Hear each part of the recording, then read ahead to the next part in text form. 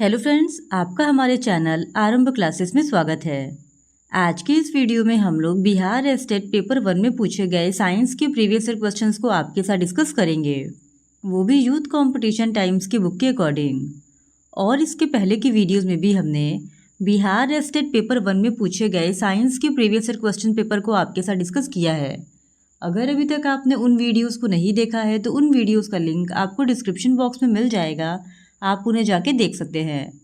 तो बिना देरी किए चलिए आज का ये वीडियो स्टार्ट करते हैं।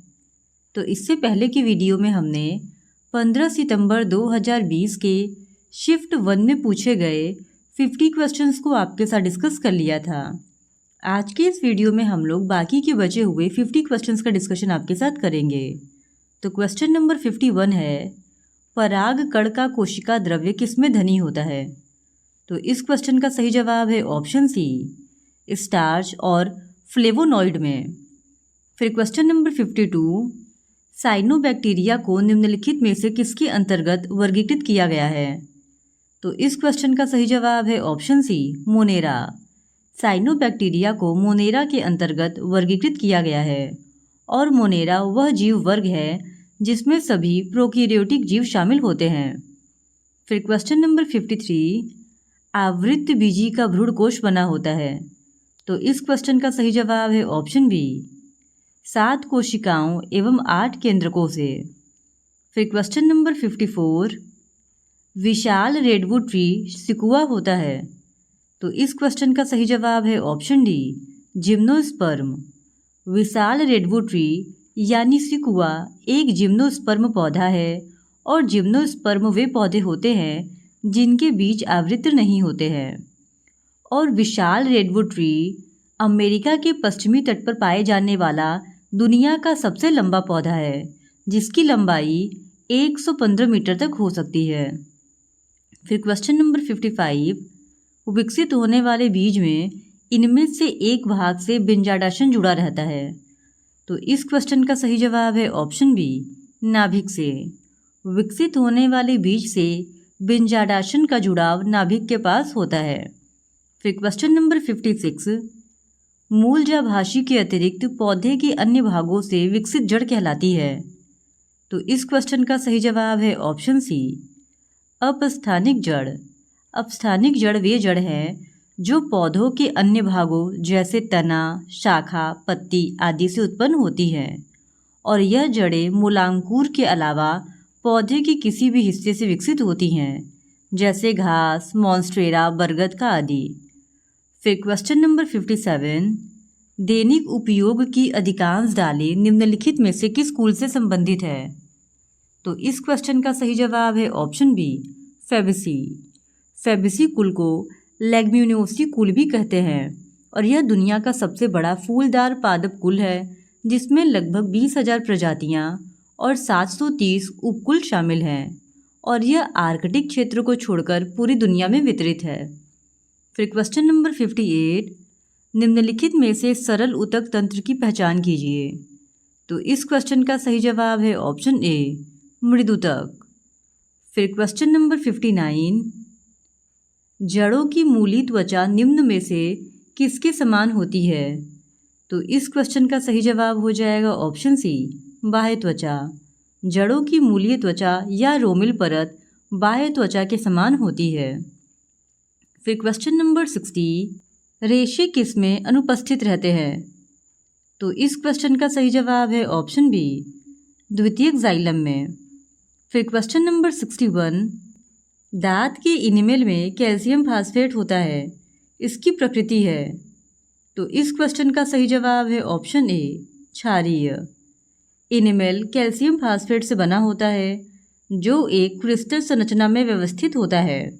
यह पूरे शरीर में सबसे कठोर पदार्थ है और कैल्शियम फास्फेट प्रकृति में क्षारीय होता है और यह एक क्षारीय सॉल्ट है जो अप्रबल अम्ल और प्रबल क्षार से बना होता है। फिर क्वेश्चन नंबर 62, पाचन के दौरान उत्पन्न जठर रस की पीएच होती है। तो इस क्वेश्चन का सही जवाब है ऑप्शन ए, 7 से कम। फिर क्वेश्चन नंबर 63, सोडियम कार्बोनेट क्षारीय लवण है क्योंकि वह लवण है। तो इस क्वेश्चन का सही जवाब है ऑप्शन डी, दुर्बल अम्ल एवं प्रबल क्षार का। फिर क्वेश्चन नंबर 64, निम्नलिखित में से कौन सी धातु ठंडे तथा गर्म जल में कोई क्रिया नहीं करती? तो इस क्वेश्चन का सही जवाब है ऑप्शन डी Fe यानी कि आयरन। आयरन धातु ठंडे एवं गर्म जल में कोई क्रिया नहीं करती है। फिर क्वेश्चन नंबर 65, वायु में लंबे समय तक उद्यासन से सिल्वर की वस्तुएं काली हो जाती हैं। यह निम्नलिखित में से किसके बनने के कारण होता है? तो इस क्वेश्चन का सही जवाब हो जाएगा ऑप्शन डी सिल्वर सल्फाइड और सिल्वर नाइट्राइड के बनने से। फिर क्वेश्चन नंबर 66, X तथा Y के मध्य अभिक्रिया पर यौगिक Z बनता है। X इलेक्ट्रॉन खोता है जबकि Y इलेक्ट्रॉन ग्रहण करता है। निम्नलिखित में से कौन सा गुण Z नहीं दर्शाता है? तो इस क्वेश्चन का सही जवाब है ऑप्शन बी निम्न गलनांक। फिर क्वेश्चन नंबर 67, निम्न परिवर्तन के लिए कौन सा अभिकर्मक सर्वाधिक उपयुक्त है? तो इस क्वेश्चन का सही जवाब है ऑप्शन सी I2 और NaOH विलयन। फिर क्वेश्चन नंबर 68, एमीन के ग्रेवियल संश्लेषण के लिए नाइट्रोजन का स्रोत है। तो इस क्वेश्चन का सही जवाब है ऑप्शन डी पोटेशियम थैलिमाइड। फिर क्वेश्चन नंबर 69, निम्नलिखित यौगिक की क्षारीयता का सही क्रम है। तो इस क्वेश्चन का सही जवाब हो जाएगा ऑप्शन बी सबसे पहले आएगा 1, फिर आएगा 3, फिर 2 और सबसे अंत में आएगा 4। फिर क्वेश्चन नंबर 70, यदि समान चाल से चला जाए तो निम्न में से किस तरंग की सबसे कम तरंग दैर्ध्य होता है?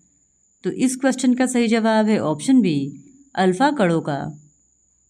फिर क्वेश्चन नंबर 71, आयन जो आकार में टेट्राहेड्रल नहीं है। तो इस क्वेश्चन का सही जवाब है ऑप्शन डी ICl4। फिर क्वेश्चन नंबर 72, निम्नलिखित में से कौन सा परक्लोरिक एसिड का एनहाइड्राइड है? तो इस क्वेश्चन का सही जवाब है ऑप्शन ए डाइक्लोरीन हेप्टोक्साइड यानी Cl2O7। यह मुख्यतः परक्लोरिक अम्ल का एनहाइड्राइड है। फिर क्वेश्चन नंबर 73, एक निश्चित तापमान पर PCl5 के पृथक्करण की सीमा एक वायुमंडलीय दाब पर 20% है। उस दाब की गणना करें जिस पर एक ही तापमान पर पदार्थ का आधा विघटन होता है।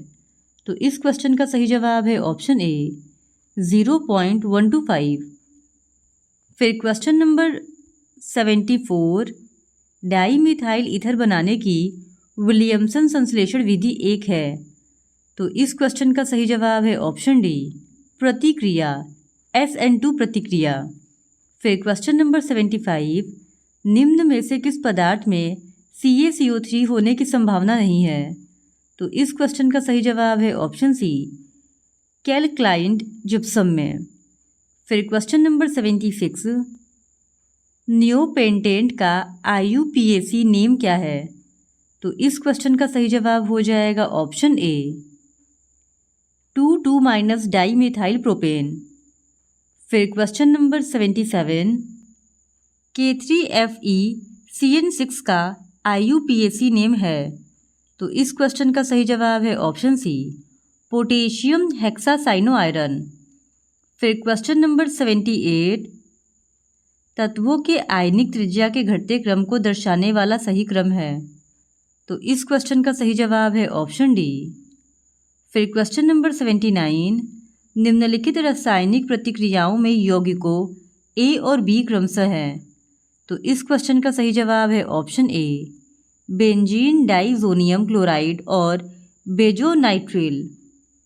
फिर क्वेश्चन नंबर 80, उत्प्रेरक की उपस्थिति में अभिक्रिया के दौरान ऊष्मा का अवशोषण अथवा उत्सर्जन।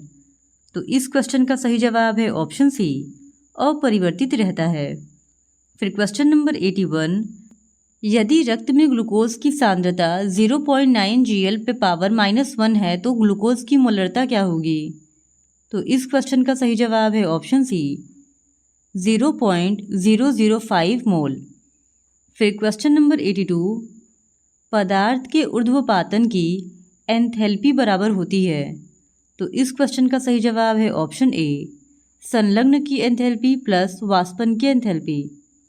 फिर क्वेश्चन नंबर 83, निम्नलिखित में से कौन सी अभिक्रिया रेडॉक्स अभिक्रिया है? तो इस क्वेश्चन का सही जवाब है ऑप्शन ए। फिर क्वेश्चन नंबर 84, निम्नलिखित में से किन्हें समान आयतन में मिलाए जाने पर बफर विलयन प्राप्त होता है? तो इस क्वेश्चन का सही जवाब है ऑप्शन डी। फिर क्वेश्चन नंबर 85, नदियों और समुद्र के मिलने के स्थान पर डेल्टा बनाने के लिए निम्नलिखित में से कौन सा प्रक्रम उत्तरदायी है? तो इस क्वेश्चन का सही जवाब है ऑप्शन सी, स्कंदन। नदियों और समुद्र के मिलने के स्थान पर डेल्टा का निर्माण करने वाली प्रक्रिया स्कंदन है। फिर क्वेश्चन नंबर 86, निम्नलिखित हाइड्रोजन हैलाइडों को प्रोपीन के प्रति उनकी घटती हुई अभिक्रियाशीलता के अनुसार कीजिए। तो इस क्वेश्चन का सही जवाब हो जाएगा ऑप्शन सी। फिर क्वेश्चन नंबर 87, नीचे दिया हुआ समीकरण किस प्रकार की अभिक्रिया है? तो यहाँ पे ये समीकरण दिया गया है और बताना है कि किस प्रकार की अभिक्रिया है। तो इस क्वेश्चन का सही जवाब हो जाएगा ऑप्शन सी, द्विविस्थापन। फिर क्वेश्चन नंबर 88, एम क्रिसोल का IUPAC नाम है। तो इस क्वेश्चन का सही जवाब है ऑप्शन ए, 3-मेथिल-फिनाल। फिर क्वेश्चन नंबर 89, वह अभिकर्मक जो एसीटोन और बेंजील्डिहाइड दोनों से अभिक्रिया नहीं करता। तो इस क्वेश्चन का सही जवाब है ऑप्शन सी, फेलिंग विलयन। फिर क्वेश्चन नंबर 90, बकमिस्टर फ्लोरीन एक अपरूप है। तो इस क्वेश्चन का सही जवाब है ऑप्शन सी, कार्बन का। फिर क्वेश्चन नंबर 91, किस तत्व तक अष्टक का नियम लागू हो पाया? तो इस क्वेश्चन का सही जवाब है ऑप्शन बी, कैल्शियम। ऑक्टेट या अष्टक का नियम कैल्शियम तक ही लागू हो पाया और अष्टक के नियम के अनुसार यदि रासायनिक तत्वों को उनके द्रव्यमान संख्या या परमाणु भार के बढ़ते क्रम में रखा जाए तब प्रत्येक 7 तत्वों के बाद के तत्वों में समान भौतिक व रासायनिक गुण होंगे। फिर क्वेश्चन नंबर 92, निम्नलिखित में से किस तत्व की परमाणु त्रिज्या सर्वाधिक है? तो इस क्वेश्चन का सही जवाब है ऑप्शन सी, के यानी पोटेशियम का। फिर क्वेश्चन नंबर 93, उस विलयन की मोलरता क्या होगी जिसमें प्रति 500 ml में 5.85 NaClS ग्राम घुला है?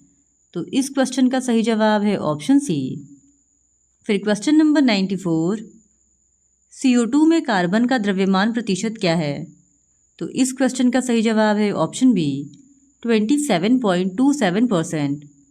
फिर क्वेश्चन नंबर 95, समान इलेक्ट्रॉनिक विन्यास वाले आयनों का युग्म कौन सा है? तो इस क्वेश्चन का सही जवाब है ऑप्शन बी। फिर question number 96, Na, Mg, Al and Si की प्रथम आयनन एंथैल्पी का क्रम है। तो इस क्वेश्चन का सही जवाब हो जाएगा ऑप्शन ए। फिर क्वेश्चन नंबर 97, निम्नलिखित स्पीसीज में से किसकी ज्यामिति चतुष्फली की होती है? तो इस क्वेश्चन का सही जवाब हो जाएगा ऑप्शन ए, BH4 का। फिर क्वेश्चन नंबर 98, श्यानता गुणांक की SI इकाई क्या है? तो इस क्वेश्चन का सही जवाब हो जाएगा ऑप्शन बी, NSM पे पावर -2।